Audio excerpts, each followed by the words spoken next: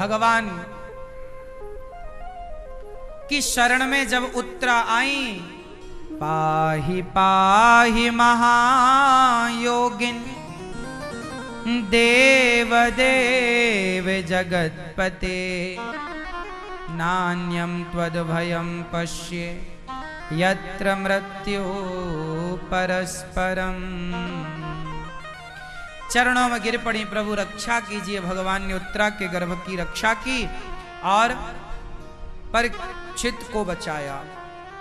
भगवान कृष्ण द्वारिका जाने की तैयारी करने लगे। कुंती बुआ हाथ जोड़कर आई।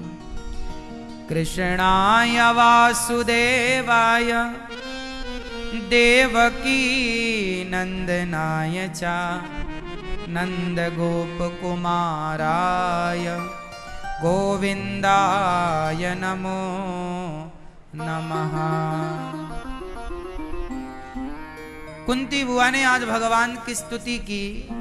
हे प्रभु, हे श्याम सुंदर, आज मैं आपसे कुछ मांगना चाहती हूँ। हे नंद नंदन, हे यशोदा नंदन, हे कमल के नेत्र वाले कृष्ण, हे लक्ष्मीपति, आपके चरणों में मेरा बारंबार नमन प्रणाम है।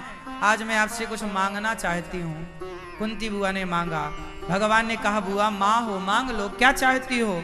कुंती बुआ ने कहा, प्रभु आज मैं आपसे विपत्ति चाहती हूँ, दुख चाहती हूँ। भगवान अवाक रह गए, क्या कहती हो बुआ? आप दुख क्यों चाहती हो? जब से आपने होश संभाला है तब से आपने दुख ही दुख तो पाया है। आपने दुख के सिवा पाया क्या? कुंती बुआ ने जीवन में जितना संकट पाया, कष्ट उठाया, आज आप में से कोई स्त्री ऐसी नहीं है कि कुंती बुआ की तरह किसी के जीवन में संकट आया हो।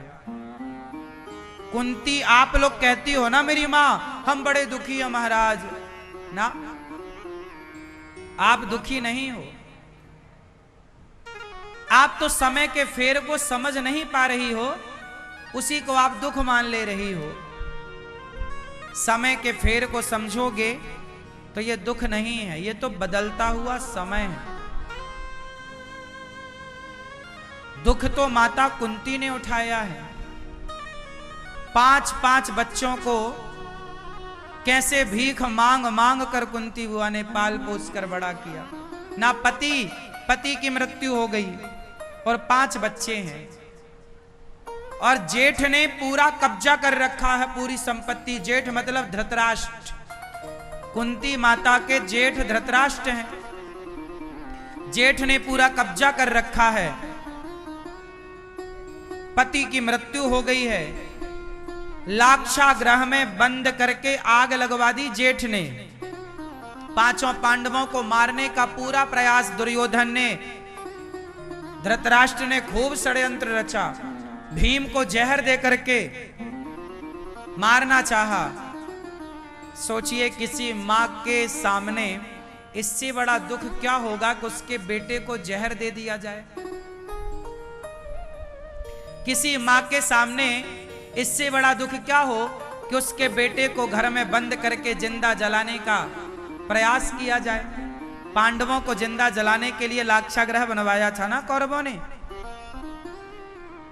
कितना संकट कुंती बुआ ने उठाया।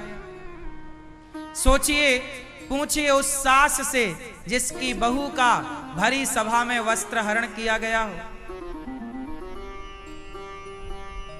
पूछिए उस मां से जिसके बच्चों को लाक्षागृह में जलाकर आग लगवाने की कोशिश की गई हो। पूछिए उस मां से जिस मां के बच्चों को बिना कोई आरोप के, बिना कोई दोष के 12 साल 13 वर्ष का वनवास दिया गया हो।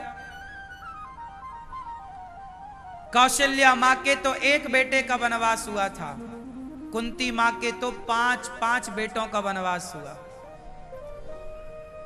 राम जी का 14 साल का वनवास था और पांडवों का 13 साल का वनवास था।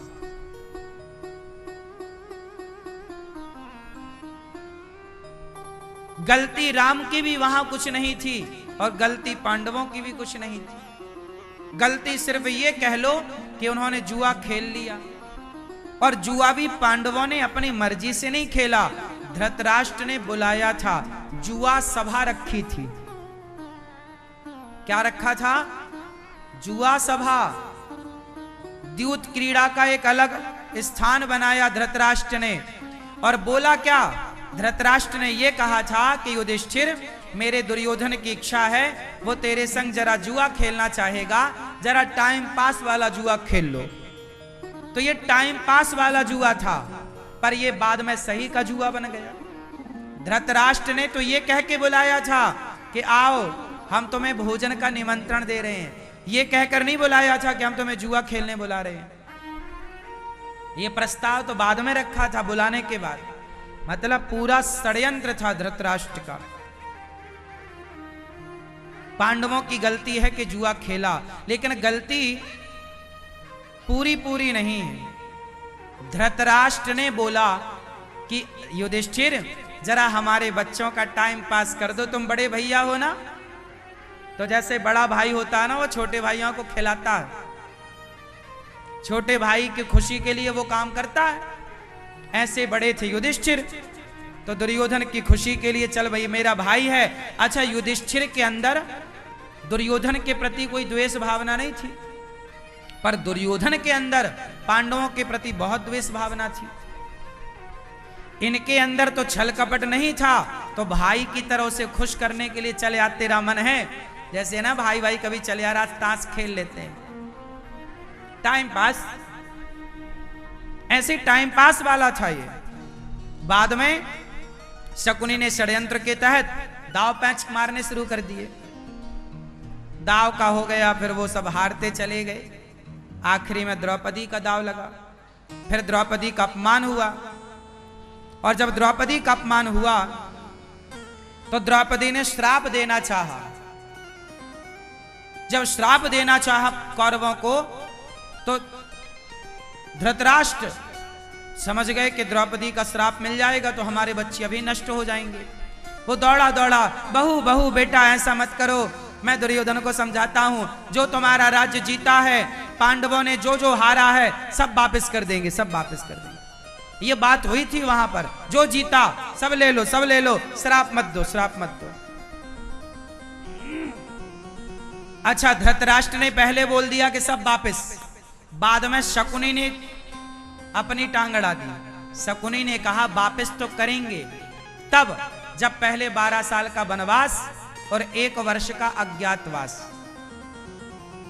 यदि आप 12 साल का वनवास पूरा करते हैं और 1 साल अज्ञातवास, अज्ञातवास का मतलब है कि आपको कोई पहचाने ना। यदि कोई पहचान लिया तो फिर आपका 12 साल का वनवास होगा। राम जी का तो 1 बार का 14 साल का था। पांडवों का तो यदि पहचान लिए जाते तो दूसरी बार फिर 12 साल का, तीसरी बार फिर 12 साल का, ऐसे था।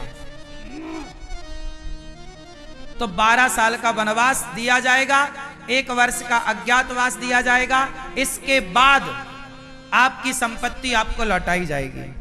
तो पांडवों ने वो भी पूरा किया, 12 साल का वनवास, 1 वर्ष का अज्ञातवास। फिर मांगा कि भैया अब हमारा इंद्रप्रस्थ लौटाओ। इंद्रप्रस्थ मतलब दिल्ली, हस्तिनापुर मतलब मेरठ, हस्तिनापुर मतलब आज का मेरठ, इंद्रप्रस्थ मतलब, इंद्रप्रस्थ के राजा दिल्ली के राजा थे। दिल्ली की स्थापना धर्मराज युधिष्ठिर ने करी है,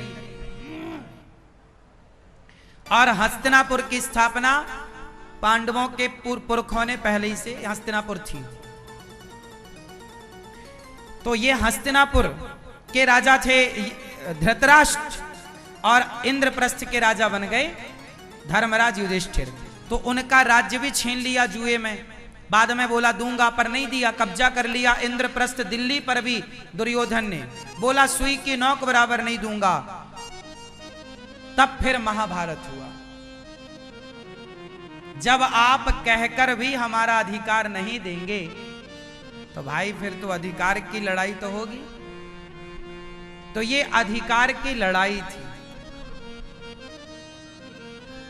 और अपने अधिकार की लड़ाई सबको लड़नी चाहिए। अपने अधिकार की लड़ाई सबको लड़नी चाहिए।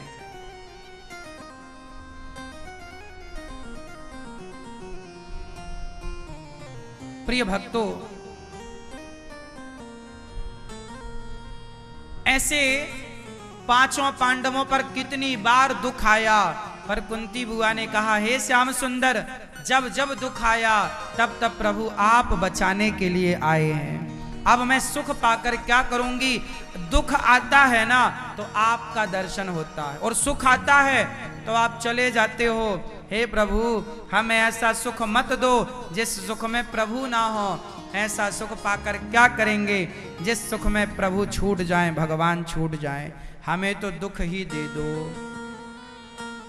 ऐसे सुख पर पत्थर पड़े जो कृष्ण हृदय से जाए, बलिहारी वा दुख की जो पल पल नाम जपाए।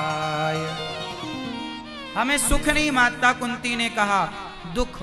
भगवान ने कहा, मां हम आपको दुख कैसे दे सकते हैं? भगवान कभी दुख थोड़ी देते हैं। अच्छा बताओ, दुख कौन देता है? हमें और आपको दुख कौन देता है? हमारे अपने बुरे कर्म। अब जो बेटा अपनी मां को घर से निकाल देगा तो उस पर दुख आएगा कि सुख आएगा? बोलो, क्या आएगा? दुख आएगा। फिर वो क्या बोले, हे भगवान आपने हमें दुख दिया। अब बताओ कि भगवान ने उसे दुख दिया या उसके गलत कर्मों ने दुख दिया? जब तुम किसी का दिल दुखाओगे, किसी को सताओगे, एक बात बताएं मेरी मां, मैं यदि एक थप्पड़ आपके गाल में मार दूं तो आप मुझे दुआएं देंगे कि बद्दुआएं? आपके दिल से आशीर्वाद निकलेगा या बद्दुआएं निकलेंगी? बेवजह कोई आपको थप्पड़ मार दे, बेवजह कोई आपको गाली दे दे, बेवजह कोई आपका अपमान कर दे, तो आप उसके लिए दुआएं निकालते हैं या बद्दुआएं? आप निकालते नहीं हैं, रोम रोम से निकल जाती हैं। आप नहीं चाहते, फिर भी तो पीड़ा हुई ना। जो आपको जो पीड़ा हुई वही तो बद्दुआ है। भाई आप किसी को मारने लग जाओ बेवजह, तो वो पिटने वाला व्यक्ति आपको आशीर्वाद छोड़े देगा? उसके जो दर्द से कराहेगा वो प्रत्येक दर्द ही तो बद्दुआ है ना। क्यों? उसका जो दर्द है वो क्या है? बद्दुआ है। वो आपको मिल रही है बद्दुआएं, वही बद्दुआएं कहलाती हैं पाप। तुमने किसी को सताया है तो वो पाप अब तुम्हें भोगना पड़ता है। कई बार तुम्हें याद होता है कि हमने फलाने को सताया था, कई बार आप भूल जाते हैं कि हमने किसी को कष्ट दिया है। वो सारा पाप हमें मिलता है। एक बात बताऊं, एक होती है बद्दुआएं जो हमें पाप के रूप में मिलती हैं, और एक होती है मैं आपको बढ़िया भोजन कराऊं, आपका सम्मान करूं, आपका मन मुताबिक आपको भोजन प्रसादी करा के आपको सम्मान के साथ विदा करूं। तो बताइए, जब आप भूखे होंगे और आपको मैं भोजन कराऊंगा, आप प्यासे होंगे और मैं आपको पानी पिलाऊंगा, आपके पास रहने की व्यवस्था नहीं होगी, और आपको रहने की व्यवस्था यदि मिल जाए तो अब आपके अंदर से बद्दुआएं निकलेंगी या दुआएं? क्या निकलती हैं? दुआएं। राम राम से आशीर्वाद निकलता है। आप खुश होते हैं, वो खुशी ही दुआएं हैं। सुनो, ये जो दुआएं है ना, ये कमाओ। कमाई क्या है? दुआएं कमाओ।